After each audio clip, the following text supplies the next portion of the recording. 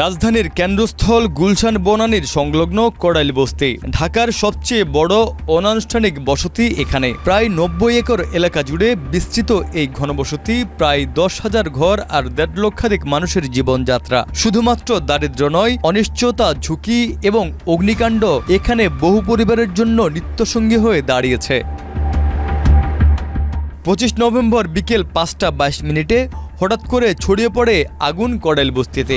Fire সার্ভিসের phone পাওয়া গেলেও বস্তির সরু গলি, যানজট আর প্রবেশপথের সীমাবদ্ধতার উদ্ধার কাজে দেরি করে দেয়। শতাধিক ঘর মুহূর্তে আগুনে ঝলসে যায়, আশ্রয় হারায় প্রায় ১৫০০ পরিবার।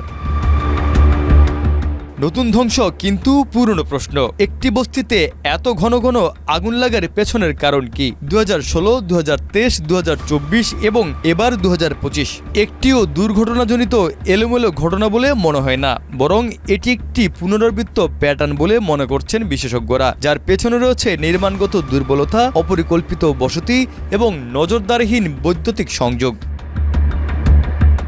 কিন্তু বরাবরের মতোই প্রশ্ন থেকে যাচ্ছে, আসলে দায়ী কারা এবং কারা এই আগুনে লাভবান হয়? বস্তির ছায়ায় লুকিয়ে থাকা বাস্তবতা হলো বৈদ্যুতিক সংযোগের একটি বড় অংশ অবৈধ।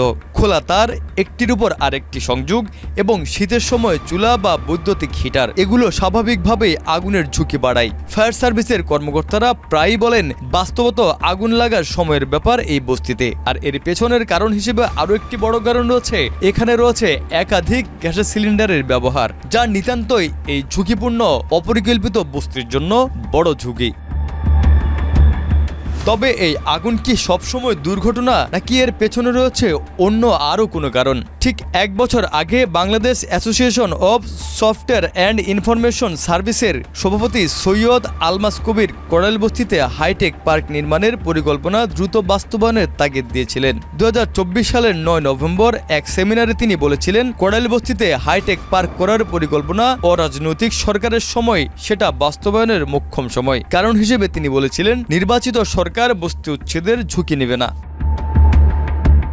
এছাড়াও রাজধানীর সবচেয়ে অভিজাত এলাকা গুলশানের ঠিক অপোজিটে হওয়ায় এখানকার জমির মূল্য সোনার চেয়েও বেশি, তাই অনেক ভূমিদস্যুরও নজর আছে আলোচিত এই বস্তির উপর।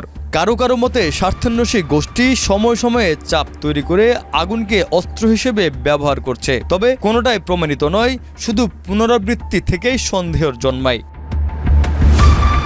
নিউজ ডেস্ক, মাই টিভি।